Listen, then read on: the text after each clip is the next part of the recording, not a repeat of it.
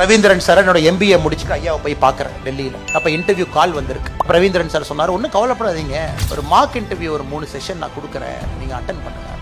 First mark interview ஐயா கேள்வி கேட்குறாரு, நான் பதில் சொல்கிறேன் ஐயாவோட சேம்பரில். உடனே என்னை பார்த்துட்டு சொன்னார், தம்பி நீங்கள் நல்ல மார்க் வாங்குவீங்க தம்பி அப்படின்னு சொல்லிட்டு அப்படியே பார்த்தாரு.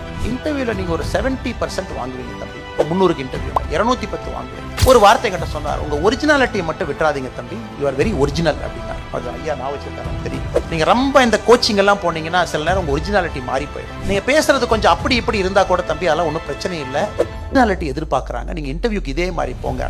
அந்த ஒரே நம்பிக்கையோடு இன்டர்வியூக்கு போனாங்க. இன்டர்வியூல எனக்கு கிடைத்த மதிப்பெண் வந்து 240, 80%. திரும்ப நான் வாஜிராம் ஐயா, ரவீந்திரன் ஐயா வந்து பார்க்குறேன், சார் 80% இன்டர்வியூ ஸ்கோர். ஏன்னா இன்டர்வியூ ஸ்கோர்னால மட்டும்தான் நான் சிவில் சர்வீஸ்க்குள்ளே போனாங்க. அவர் சொன்னார், ஆமா நான் எதிர்பார்த்தேன், பட் 80% சில பேருக்கு கொடுப்பாங்க, மேக்ஸிமம் கொடுக்க மாட்டாங்க. அந்த லெசனை தான் இப்போ நான் உங்களுக்கு சொல்லணும்னு நினைக்கிறேங்க.